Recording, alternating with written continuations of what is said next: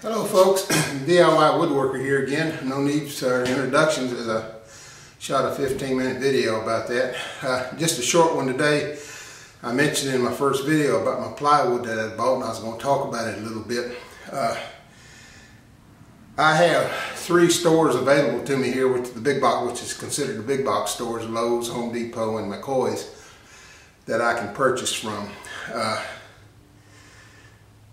And the plywood, I don't know if you've been looking. One, they make them out of gold, and 2, the quality of the plywood is just really poor. I mean, it's just poor plywood. It doesn't look good at all. I mean, voids all up and down the side of the wood where the plies were put together. It was just really disheartening, especially in the price, you know, upwards to $50, $60 a sheet of plywood. Well, I was in Home Depot and I pretty much settled on a piece of ply that they had. Didn't look too bad, and it was $48, $49 a sheet. While I was there, one of the employees come up and said, well, hey, come over here and look at this if you're looking for plywood. This is what I use to build my cabinets in my house. And it's a new brand that they're carrying. It's shipped in from overseas, but boy, it's some nice looking stuff. I'm going to step behind the camera and pan down and show you. This is the back side, or what would be the inside of your cabinets. This is the poorer side of the wood. Then I'll pan over to the other side and show you the front side. But this is the ply here. Now you can see it looks pretty good from this angle. There's a few knots and a few pieces where knots are out of the wood, but not that bad. It looks pretty good. It looks as good or better than the front side of some of the other plywood I was looking at. And let me pan over here if I can get around to it. There's the front side. I'll zoom in on it, and you can see it's just almost totally clear. Fantastic looking plywood. You know, it was just great. So I ended up buying it at $34.95 a sheet, which to me was a bargain considering I was looking at $48 a sheet to begin with.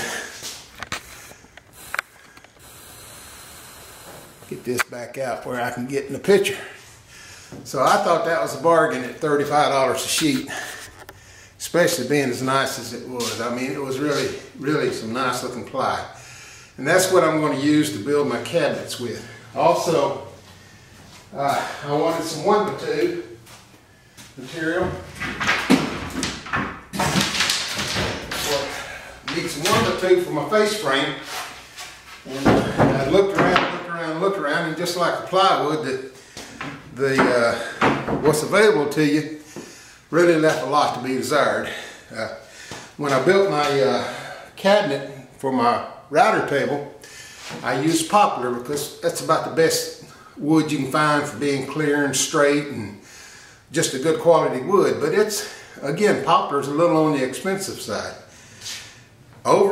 Being fair now, over at Lowe's, they have a wood that they call select pine. They've got the 1x2 select pine, and it's some really nice looking wood. It's relatively straight, not totally, but you can find pieces that are relatively straight, not bowed, clear, looks real good. Matter of fact, to me, it looked as good, if not better, than the poplar wood. Now, I don't know how much strength-wise it'll be, how much softer wood it'll be when I start gluing and screwing it, but that's what I'm going to use for my face frame. Now, I'm going to use this particular sheet of plywood for my tabletop to work on to build my face frame. What I'll do with this face frame is, after I've cut it to length with my chop saw, I'll come in here and I'll draw a line down the side that I want to cut my groove in. Remember, I told you everything's going to be put together with tongue and groove. We'll use pocket hole screws to assemble the face frame with the glue. But we will put the grooves in the face frame so the sides and the tops and the bottoms of the cabinet can all fit in those grooves. And that's what I'll do. I'll do that off camera. You've all seen chop saws operate. You don't need to watch me cut wood. But I'll cut all my pieces the length. Then I'll go to my router table here in the back, put in my groove bit and cut the grooves, just 1 to 2. Then I'll come back and I'll assemble my face frame. And then after I've done that, I'll set it aside, let it set, let it cure, and I'll take the plywood and I'll cut it into sizes. Now I'll cut it oversized. You know, I've got to have a 53 inch by 24 inch piece. I'll probably cut it at 54 and 25 just to get it a more manageable size. The 4x8 sheet, as you know, if you've ever cut plywood, you know that that's a little hard to manage on a table saw, especially a portable table saw that can be moved around if you put a big piece of wood on it. So I will use my circular saw and my circular saw jig that I made, and I will cut this plywood up into more manageable pieces. And once I've done that, I will run those pieces, I will run those across my saw and cut them to final size. And after I've cut them to final size, they'll go back to the router and I'll put the tongue on them. The tongue that will go into the groove of the face frame. And I'll do all of that and glue that together. And basically, cabinet box is finished, it's built. The only thing's left to do after that is to cut the shelving and put the shelves in and everything that goes with that, and my back braces and my French cleat braces that I'm going to put on it, I'll saw and cut.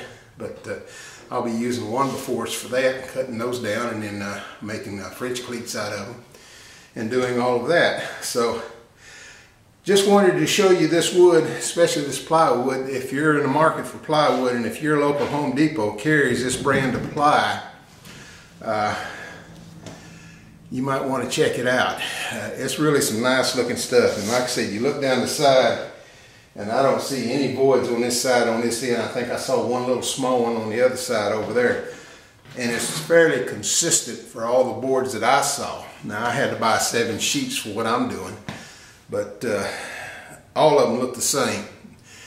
Very clean, very clear, very nice looking piece of plywood. I was really surprised, and the price at $35 a sheet to me is still rather expensive, but compared to what I was going to spend and what's available out there at the other stores, it's a real bargain. So just want to make this short clip, show you the wood, talk about my plywood and my 1x2s and what I plan on doing with it and how I plan on doing it.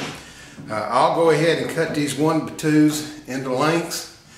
I'll go ahead and get my pocket hole screw jig over here set up. I'll go ahead and put the pocket hole screws in. You don't need to see that. I'm sure you've seen pocket hole screws drilled a million times, so I don't need to go through and show you that. But when I do get around to running the grooves in the router, I'll go ahead and film that for you and show you how I do that. That's all I've got for now. So until I talk to you again, I'll be signing off, and you have a real nice day.